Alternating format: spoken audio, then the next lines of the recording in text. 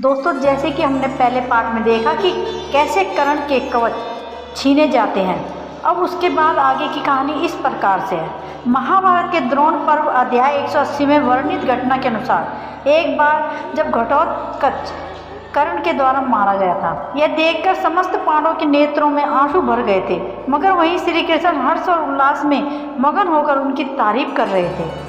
घोड़े की रस्सियों को छोड़कर हर्ष से नाचने लगे। श्री कृष्ण को इस प्रकार प्रसन्न देखकर अर्जुन कुछ उदास होकर बोले, मधुसूदन, घटोत्कच के वश से आज हमें शोक का अवसर प्राप्त हुआ है, परंतु आपको बेखामा अधिक हर्ष क्यों हो रहा है? जनार्दन, आपको जो खुशी हो रही है उसका कोई छोटा मोटा कारण तो नहीं होगा, इसलिए मैं आपसे पूछता हूँ प्रभु, इसका कोई यथार्थ कारण बताइए। तब श्री कृष्ण बोले, धनंजय, इंद्र की दी हुई शक्ति को घटोत्कच के द्वारा कर्ण के हाथ से दूर करवा के अब तुम युद्ध में भूमि में कर्ण को शीघ्र ही मरा हुआ समझो।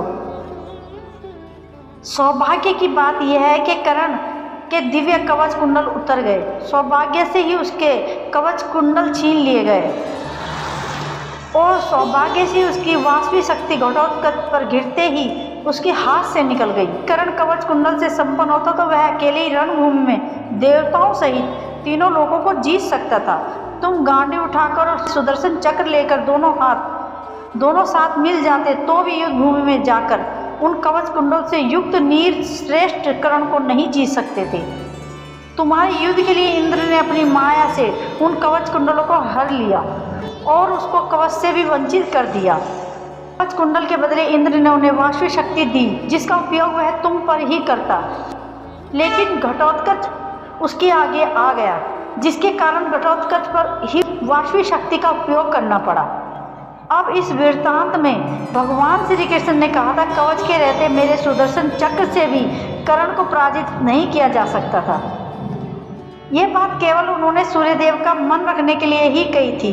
अगर श्री कृष्ण अपने सुदर्शन चक्र से और अर्जुन अपने पाशुपत अस्त्र का प्रयोग करते तो कर्ण का वध निश्चित था, पर श्री कृष्ण कभी भी सूर्यदेव की कृति को भस्म नहीं करना चाहते थे। सुदर्शन चक्र को महादेव के अतिरिक्त कोई भी नष्ट नहीं कर सकता था। और वही जब भगवान शिव ने अर्जुन को पाशुपत अस्त्र दिया, तब उन्होंने कहा था कि इस पाशुपत अस्त्र के बारे में देवराज इंद्र, यक्षराज कुबेर या वरुण अथवा वायुदेव भी नहीं जानते।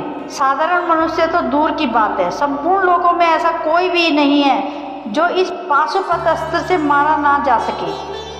इसका प्रयोग तो मन से, संकल्प से, दृष्टि से, वाणी से तथा धनुष द्वारा करा जा सकता है, और इनमें से चाहे जैसे भी इसका आह्वान हो तो शत्रु का नाश होना निश्चित है। वहीं महाभारत के अनुशासन पर्व में ऋषि एक मन्य और श्री कृष्ण से पाशुपत अस्त्र का कुछ इस तरह से वर्णन करते हैं कि संपूर्ण शस्त्र का विनाश करने वाला पाशुपत अस्त्र ब्रह्मा, अग्नि, नारायण, इंद्र और वरुण के शस्त्र से भी बढ़कर शक्तिशाली है। दोस्तों, अगर आपको वीडियो अच्छी लगी हो तो चैनल को सब्सक्राइब करें और वीडियो को लाइक करें। थैंक यू सो मच दोस्तों।